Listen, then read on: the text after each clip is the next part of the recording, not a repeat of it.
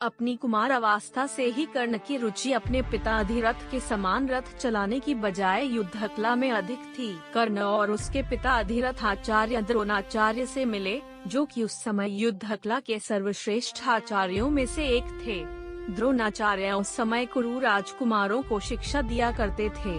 उन्होंने कर्ण को शिक्षा देने से मना कर दिया, क्योंकि कर्ण एक रथ हाँकने वाले का पुत्र था और द्रोणाचार्य केवल। द्रोणाचार्य की असम्मति के उपरांत कर्ण ने परशुराम से संपर्क किया, जो केवल ब्राह्मणों को ही शिक्षा दिया करते थे। कर्ण ने स्वयं को ब्राह्मण बताकर परशुराम से शिक्षा का आग्रह किया।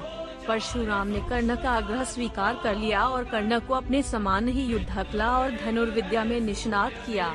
कर्ण को उसके गुरु परशुराम और पृथ्वी माता से शाप मिला था। कर्ण की शिक्षा आकार अपने अंतिम चरण पर थी। एक दोपहर की बात है, गुरु परशुराम कर्ण की जंघा पर सिर रखकर विश्राम कर रहे थे। कुछ देर बाद कहीं से एक बिच्छू आया और कर्ण की दूसरी जंघा पर काट कर घाव बनाने लगा।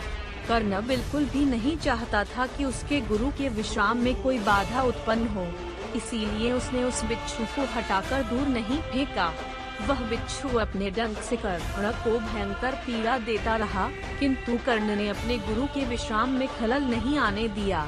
कुछ देर बाद जब गुरु परशुराम की निद्रा टूटी और उन्होंने देखा कि कर्ण की जांघ से बहुत रक्त बह रहा है, उन्होंने कहा कि केवल किसी क्षत्रिय में ही इतनी सहनशीलता हो सकती है कि वह बिच्छू का डंक सह ले, न कि किसी ब्राह्मण में। और परशुराम ने उसे मिथ्या भाषण के कारण शाप दिया कि जब भी कर्ण को उनकी दी हुई शिक्षा की सर्वाधिक आवश्यकता होगी, उस दिन वह उसके काम नहीं आएगी।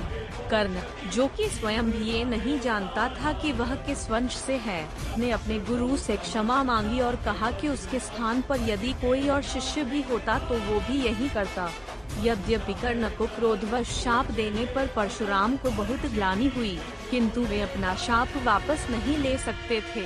तब उन्होंने कर्ण को अपना विजय नामक धनुष प्रदान किया और उसे ये आशीर्वाद भी दिया कि उसे वह वस्तु मिलेगी जिसे वह सर्वाधिक चाहता है, अमिट प्रसिद्धि। कुछ लोक कथाओं में ये भी माना जाता है कि बिच्छू के रूप में स्वयं देवराज इंद्र ने कर्ण को पीड़ा पहुँच आई थी, क्योंकि वह परशुराम के समक्ष उसकी वास्तविक क्षत्रिय पहचान को उजागर करना चाहते थे।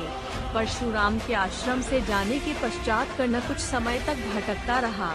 इस दौरान वह शब्दभेदी विद्या सीख रहा था। अभ्यास के दौरान उसने एक गाय के बछड़े को कोई वन्य पशु समझ लिया और उस पर शब्दभेदी बाण चला दिया और बछड़ा मारा गया। तब उस गाय के स्वामी ब्राह्मण ने कर्ण को शाप दिया कि जिस प्रकार उसने एक असहाय पशु को मारा है, वैसे ही एक दिन वह भी मारा जाएगा, जब वह सबसे अधिक असहाय होगा और जब उसका सारा ध्यान अपने शत्रु से कहीं अलग किसी और काम पर होगा।